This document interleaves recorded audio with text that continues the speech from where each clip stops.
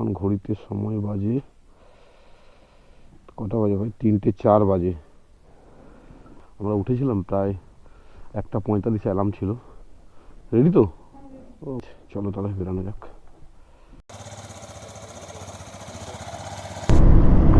আমরা বেরিয়ে পড়েছি বাড়ি থেকে, প্রায় 10 কিলোমিটার চলে এলাম। তারপরে হাইওয়ে রোড ছিল। আমরা এখন যাচ্ছি চেন্নাই রোড, যেটা কলকাতা থেকে চেন্নাই যায় যে রোডটা, NH-16 সম্ভবত, ওই রোডটা দিয়ে আমরা যাচ্ছি বালেশ্বরের দিকে। বালেশ্বর, কটক, ভুবনেশ্বর, এদিক দিয়ে আমরা উড়িষ্যায় এন্ট্রি করবো। 3:30 বাজে।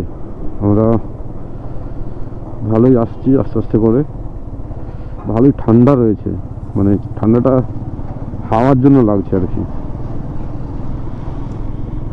এটাকে বলা হয় মকরামপুর টোল প্লাজা। খড়গপুর থেকে এলে প্রথম টোল প্লাজা এটাই। হালকা কুয়াশা রয়েছে, ঠান্ডা, বেশ সুন্দর একটা ঠান্ডা লাগছে। চলে এসছি প্রায় বালেশ্বরের কাছাকাছি। এখান থেকে আর বালেশ্বর 10 কিলোমিটার। ভালোই চলেছি, কিন্তু এবারে পেট্রোল ভরতে হবে, একটা বড় কাজ আছে। কম আছে বেঙ্গলের থেকে, প্রায় 4 টাকা লিটারে কম মনে হচ্ছে সম্ভবত। কত করে চলে এখানে ভাই? 101 টাকা 11 পয়সা। বাহ, চলো ফুল ট্যাঙ্ক করে নিই। ফুল ট্যাঙ্ক করে দিন। জিরো আছে তো? ঠিক আছে। লাস্ট 1 ঘন্টা ধরে টিফিন খাওয়ার জন্য হোটেল খুঁজছি, কিন্তু মনের মতো কোনো খাবারের রেস্টুরেন্ট বা দোকান পাচ্ছি না। আমরা কটকের দিকে এগিয়ে চলেছি। কটক এখান থেকে এখনও প্রায় 70 কিলোমিটার, আর এখন সময় 8:18। একটা গরম গরম কিছু হচ্ছে ভাই, এখানে দাঁড়াই। চলো। আরে দাদা, ইডলি হবে?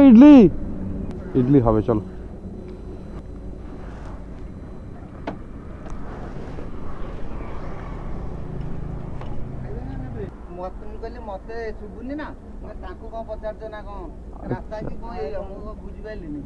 ভাই না, মুই বেঙ্গলি পিলা, উড়িয়া টিকে টিকে। আচ্ছা, ঠিক লাগছে। যাক, অনেকক্ষণ খোঁজার পরে এরকম একটা ইডলি আর ঘুগনি পেলাম, সঙ্গে না কাঁচা লঙ্কার চাটনি। ম্যাডাম বলছে মোটামুটি খেতে ঠিক। হাই বন্ধুরা, আজকে আমাদের ডে 2। আমরা কলকাতা থেকে বহরমপুর যাচ্ছিলাম সেই বন্ধুর বিয়েতে, আমি আর সুস্মিতা। সুস্মিতা এই মুহূর্তে ক্যামেরার পেছনে। যাই হোক, আজকের দিনটাতে আমরা শুরু করেছিলাম সেই রাত্রি 3টা থেকে, 3:15 গাড়িতে স্টার্ট করেছিলাম। আমরা বুঝতে পারিনি যে মাঝখানে এত ঠান্ডা আছে।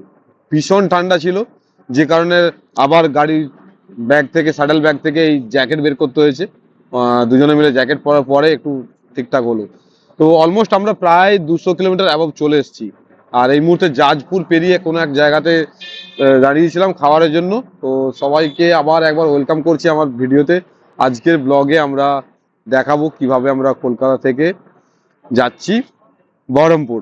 তো এখন একটু একে না দেখালেও নয়, ক্যামেরাতে একটু দেখিয়ে নিই কিভাবে আমরা বেরিয়েছিলাম। এই আমার নীলকণ্ঠ সিঙ্গেল এক পায়ে দাঁড়িয়ে রয়েছে এখন। আর এই স্যাডেল ব্যাগ দুটো, স্যাডেল ব্যাগে প্রচুর জিনিস নেওয়া হয়ে গেছে, মানে গরমের জিনিস, শীতের জিনিস সব মিলিয়ে প্রচুর জিনিস নেওয়া হয়ে গেছে। ঠিক আছে, মানে পুরো ব্যাগ একটা। আর সুস্মিতা হাই করে দাও। সুস্মিতা টিফিন খেয়ে, ওকে প্রচুর ঠান্ডা লেগেছিল রাত্রে, ও কাঁপছিল এত ঠান্ডা। তো এখনো বলছে ঠান্ডা কাটেনি। আর এই হচ্ছে অ্যাকশন ক্যামেরা লাগানো রয়েছে এখানে। আর এই যে হেলমেটটা, এই রেজ বলে একটা কোম্পানির হেলমেট, হেলডন। এই হেলমেটটা কিন্তু খুব ভালো, হেলডন বলে খুব ভালো হেলমেট, মানে হাওয়াতে একদমই ঢোকে না, প্লাস খুব কমফোর্টেবল হেলমেট। তো সব মিলিয়ে এরকম একটা ব্যাপার। তো বন্ধুরা চলো যাওয়া যাক। চলো, আবার বাইকে চলে এলাম।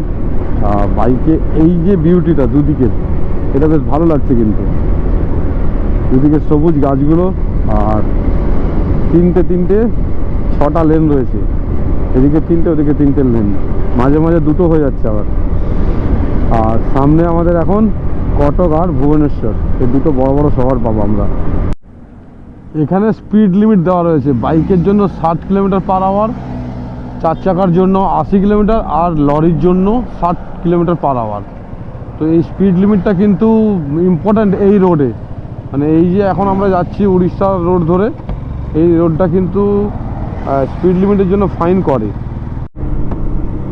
এই যে সামনে এই যে টাওয়ার রয়েছে, টাওয়ারের সঙ্গে রয়েছে একটা বড় মানে কি বলবো এটা, এর উপরে টাঙানো রয়েছে কি ক্যামেরা সেন্সার, যেটা ডিটেক্ট করবে গাড়ির স্পিড। আর এই কারণে এই জিনিসটাকে কিন্তু মাথায় রেখে বাইক চালাতে হবে উড়িষ্যাতে যখন আপনি এই রুটে বাইক চালাবেন, না হলে কিন্তু 2000 টাকার ফাইন মেসেজ চলে আসবে আপনার মোবাইলে। এইবারে আমরা মহানদী ক্রস করছি এখন। উড়িষ্যার অন্যতম প্রধান নদী হচ্ছে মহানদী, আর এই মহানদীর তীরে রয়েছে উড়িষ্যার পুরানো রাজধানী কটক শহর। নদীর ওই পারে রয়েছে কটক শহর। Balugaon 89 kilometre, Berhampur 157 kilometre. আমরা এই মুহূর্তে ভুবনেশ্বরের উপর দিয়ে যাচ্ছি।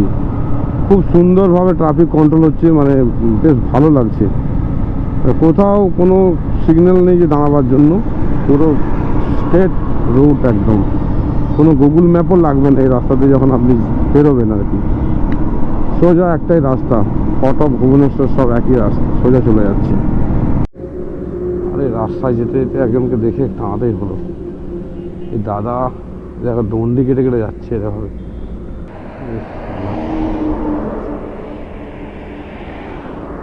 भैया ओम नमः शिवाय। कहाँ से भैया? वेस्ट बेंगल से आ रहा हूँ। अच्छा वेस्ट बेंगल, हमारा बाड़ी वेस्ट बेंगले। হ্যাঁ কোথায় বাড়ি? পূর্ব মেদিনীপুরে। কোথায়? পূর্ব মেদিনীপুর জনতা হেরিয়াবাজ করে দিকে। আমার বাড়ি খড়গপুরে। খড়গপুরে? হ্যাঁ দাদা কি মনের জোর আপনার? হ্যাঁ কবে বেরিয়েছেন? কবে বেরিয়েছেন? আমি বেরিয়েছি আজকে 114 দিন হলো। 114 দিন। এখন কোথায় যাবেন? এখন কোথায় যাবেন? আমি যাব তামিলনাড়ু আদিযোগী।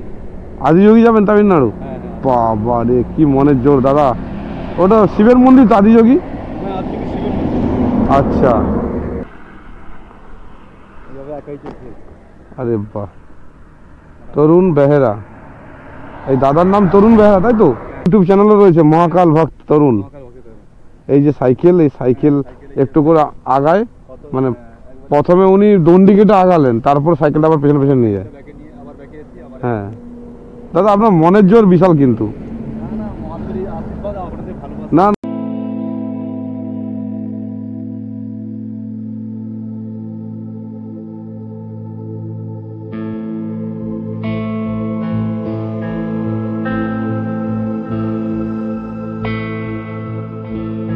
মনের জোরকে আমি অবাক হচ্ছি যে এরকম মানুষেরা কিভাবে মনের জোর পায়। আমরা বাইক নিয়ে ঘুরতে কেমন কষ্ট পাই। তো দাদাকে সঙ্গে আমি মিট করে আমার দেখা হয়ে আমি নিজেকে সৌভাগ্যবান মনে করছি। আর কেউ যদি দেখেন বন্ধুরা অবশ্যই দাদাকে সাপোর্ট করবেন, উৎসাহ দেবেন, ঠিক আছে?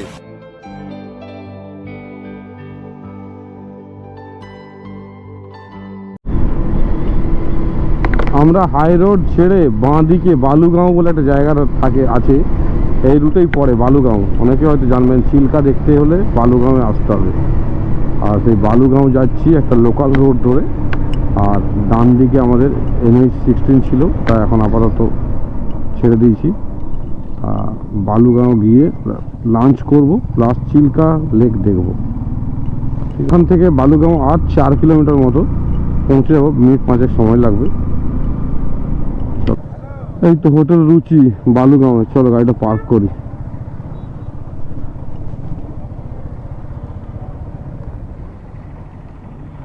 আগের বারে চিল্কা যখন আসি ট্যুরে তখন এইখানে খেয়েছিলাম, মোটামুটি ভালো খাবার। दोपहर का लंच होगा? लंच मिलेगा? আজকে দুপুরের লাঞ্চ ডাল, লম্বা লম্বা পাঁপড় ভাজা আর এখানে রুই মাছের চাকা রুই মাছ। আর সুস্মিতা ভেজ নিয়েছে, আর এই দু রকমের ভেজ, দু রকমের সবজি ভাজা। আর এই খেয়ে দেখি কেমন, ঠিক আছে? এই হোটেল রুচিটা বেশ ভালো খেলাম। আর এরকম ধরনের হোটেল কিন্তু হাই রোডের ধারে নেই, আমার সম্ভবত আমার চোখে পড়েনি। সেই জন্য আমরা বালুগাঁও চলে এলাম। আর সঙ্গে আরেকটা কাজ আছে কি, চিল্কা লেকটা একটু দেখতে পাবো, আপনাদেরও দেখাতে পারবো, সেই জন্য চলে এলাম। আর চিল্কা লেক এই রুচি হোটেল থেকে মাত্র 850 মিটার দূরে। এই যে যাচ্ছি এখন, চলে এলাম চিল্কা লেক। ও এই জায়গাটা দেখতে সেই লাগে কিন্তু। দেখো এই দুধারে বোট রয়েছে, এই বোটের জন্য টিকিট কাটার কাউন্টার রয়েছে এখানে। এই যে আই লাভ চিল্কা। ওইখানে গাড়ি নিয়ে যেতে দেবে না। এই তো দারুণ লাগছে, বাহ। বিশাল চিল্কা লেক, যেদিকে দু চোখ যায় পুরো জলরাশি।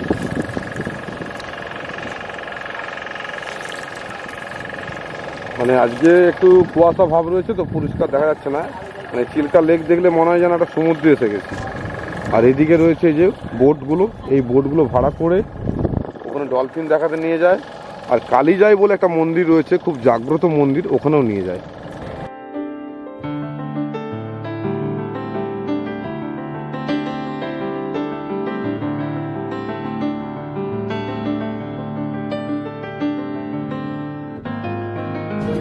কি ব্যাপার, শুয়ে পড়তিস নাকি?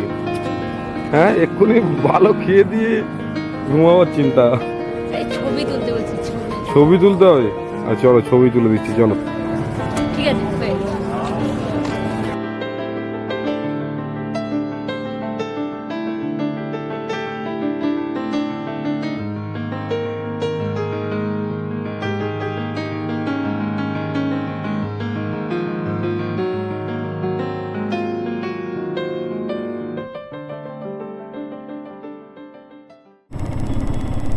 আমরা যাচ্ছি রম্ভা বলে একটা টুরিস্ট স্পট।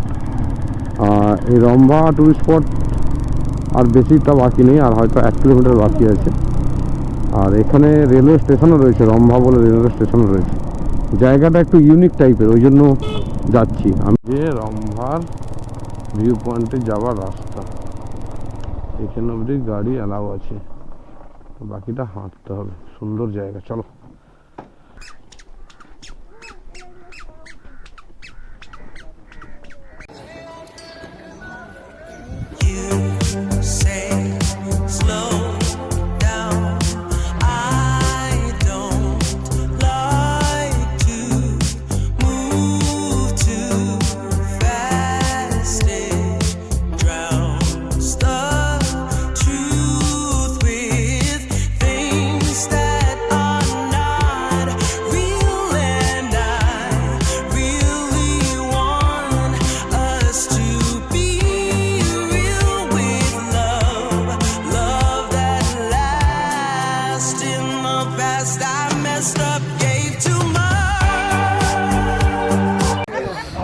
হাই বন্ধুরা, জায়গাটা কিন্তু অসাধারণ। আমি 2016 সালে এসেছিলাম। এই চিল্কার আর একটা পার্ট, মানে চিল্কা তো অনেক বড়, তার বিভিন্ন পার্টে পার্টে ট্যুরিস্ট অ্যাট্রাকশন রয়েছে। আমার মনে হয় যতগুলো ট্যুরিস্ট অ্যাট্রাকশন রয়েছে এর আগেও যেটা দেখালাম চিল্কার বালুগাঁও, তার মধ্যেও সব থেকে বেস্ট জায়গা হচ্ছে এই রম্ভা। এখানকার যে ভিউ, এরকম একটা ভিউ পয়েন্ট অসাধারণ, একদম সুন্দর ভিউ পয়েন্ট। এই দেখুন ভিউ পয়েন্টটা, এসে টি এর মতো এখানে একটা প্ল্যাটফর্ম বানানো হয়েছে। যে টি এর মতো একটা প্ল্যাটফর্ম বানানো হয়েছে, এখানে বসে আপনি পূর্ণিমা রাত্রে দেখতে পারেন। আর সামনে চিল্কা লেকের মাঝে এরকম একটা পাহাড়ে দেখুন, যেটা আপনাকে মানে পূর্ণিমা রাত্রে আপনাকে হেভি লাগবে। আজকে একটু রয়েছে, কুয়াশাচ্ছন্ন রয়েছে বলে বোঝা যাচ্ছে না, নাহলে কিন্তু এই জায়গাটা হেভি। আর এখানে প্রচুর পাখি আসে, ঠিক আছে। চলো এখান থেকে আবার বেরোনো যাক রম্ভা থেকে। কি রম্ভা জায়গাটা ভালো লাগলো না ম্যাডামের? কেমন লেগেছে? চিল্কার থেকে ভালো লেগেছে। এটাও তো চিল্কা, এটাও চিল্কা, চিল্কার বালুগাঁও। তবে সবচেয়ে ভালো কথা, এখানে কোনো এন্ট্রি ফি নেই, কোনো পার্কিং চার্জ নেই। তো রোডের থেকে মাত্র 3 কিলোমিটার ভেতরে, মেন রোড থেকে। একদম নেপকের বাড়ি, এবারে সন্তোষ কুমার নেপক, যেটা আমাদের উদ্দেশ্য। 3:20, হ্যাঁ বসো, চলো। হর হর মহাদেব। এখানে যদি কেউ ট্রেনে আসেন, এই যে পান্থনিবাস রয়েছে, উড়িষ্যার যে ট্যুরিস্ট ডিপার্টমেন্ট আছে OTDC, তার পান্থনিবাস এটা রাস্তা। No problem. এখন 3:30 বাজে, আশা করছি 4:30টার মধ্যে চলে যাব। বেশ ভালো হলো সারাদিন ট্যুরটা। একদম সন্তোষের বাড়িতে গিয়ে দেখা হচ্ছে, চলো।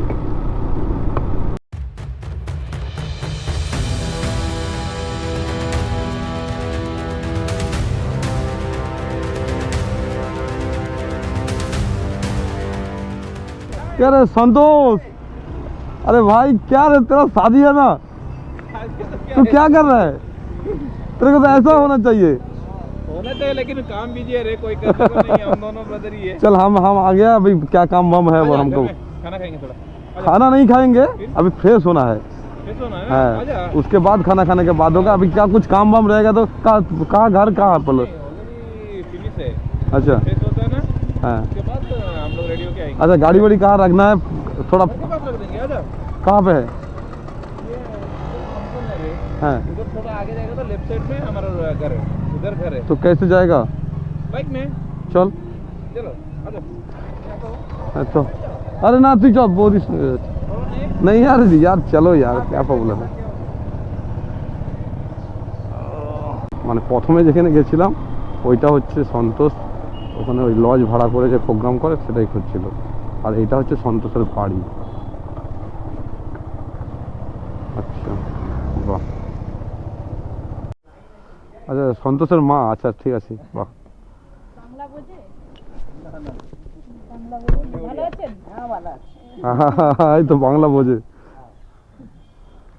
আচ্ছা ফ্রেশ হয়ে গেছো? হ্যাঁ হ্যাঁ হ্যাঁ। আচ্ছা ঠিক আছে।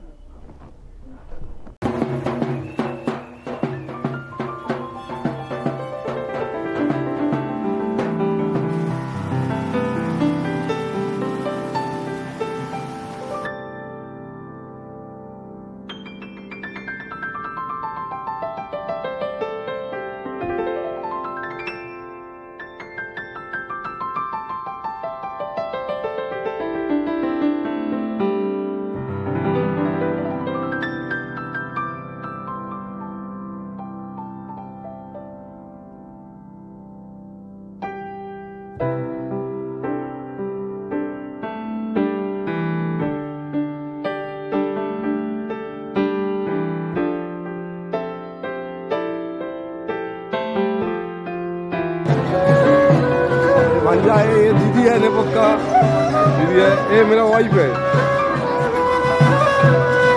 खूब सुंदर एकदम भवन एकदम।